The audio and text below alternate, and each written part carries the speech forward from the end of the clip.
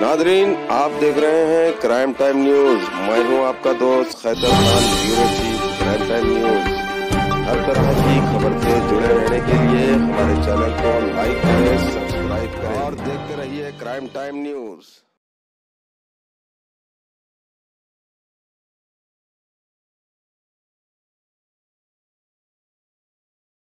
ఇవాళ ఒక రెండు ముఖ్యమైనటువంటి కేసుల గురించి మీతో విషయం షేర్ చేయడానికి ఇవాళ ఈ ప్రెస్ మీట్ చేయడం జరిగింది. మన దగ్గరికి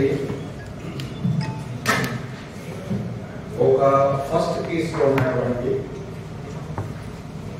ఏటీఎం ఫ్రాడ్, దాంట్లో ఐసిఐసిఐ బ్యాంక్, జనరల్ గా ప్రతి బ్యాంక్ లో కూడా అది ఒక క్యాష్ మేనేజ్మెంట్ కంపెనీ ఈ సేవల ద్వారా తీసుకుంటూ ఉంటారు.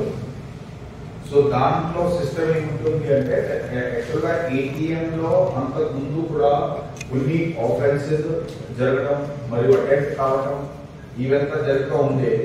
మనము వారందరితో కూడా ఒక మంచి కోఆర్డినేషన్ పెట్టేసి అలారం సిస్టమ్ పెట్టడం ఎంత జరిగింది. కానీ కొన్ని లోపల ఉన్న మనిషి కొమ్ముకైంది, అది ఆఫెన్స్ చేసే క్రమంలో ఇది ఒకటి ఆఫెన్స్ బయటపడింది. దాంట్లో ప్రణయ్ కుమార్ అండ్ క్రాంతి కుమార్ వాళ్ళు ఇద్దరు కూడా ఈ క్యాష్ మేనేజ్మెంట్ కంపెనీ వైపు నుంచి ఏటీఎం లో క్యాష్ లోడ్ చేయడానికి వాళ్ళు బాధ్యత.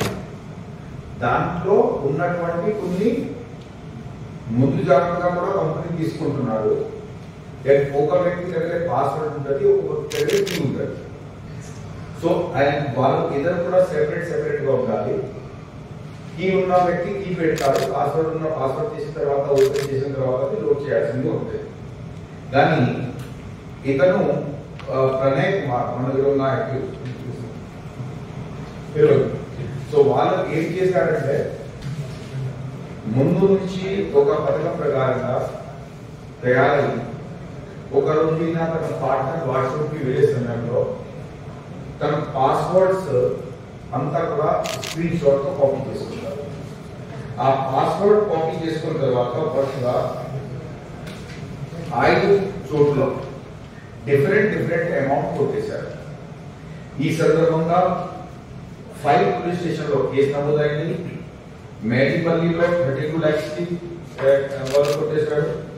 Uppal, then Pocharam police station, కొత్తగా వచ్చినటువంటి పోచారం పోలీస్ స్టేషన్ మరియు ఎల్బీ నగర్, దాంట్లో 5 కేసెస్ నమోదు అవ్వడం జరిగింది. వాళ్ళకి మోడస్ ఆపరేండి ఏంటి అంటే, ఇవి కేసు ఎప్పటి నుంచి స్టార్ట్ అయ్యింది అంటే, ఏ రోజు నుంచి అయినా అది పాస్వర్డ్ దొంగతనం చేశారు అప్పటి నుంచి ప్రతిసారి ఏటీఎం లో వెళ్ళేసి కేసు నోట్ చేసే సమయంలో కేసు నాక్అవుట్ చేసుకుంటూ వచ్చినారు. మొత్తానికి 65,29,000 దాదాపు మీరు చూస్తున్నారు 65 లక్షల పైన అది కొట్టేయడం జరిగింది.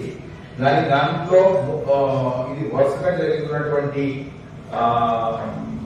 ఆఫెన్సెస్ ని దృష్టిలో పెట్టుకొని మనం మల్కాజ్గిరి ఏసీపీ గారు, డీసీపీ గారు మరియు వీరంతా టీం, దాంట్లో మేడిపల్లి ఎస్హెచ్ఓ గారు, గోవర్ధన్ గిరి గారు కూడా ఒక ముఖ్యమైనటువంటి పాత్ర వహించడం జరిగింది. వాళ్ళని పట్టుకొని ఆల్మోస్ట్ 56 lakhs క్యాష్ దాంట్లో రిజర్వ్ కావాల్సి జరిగింది.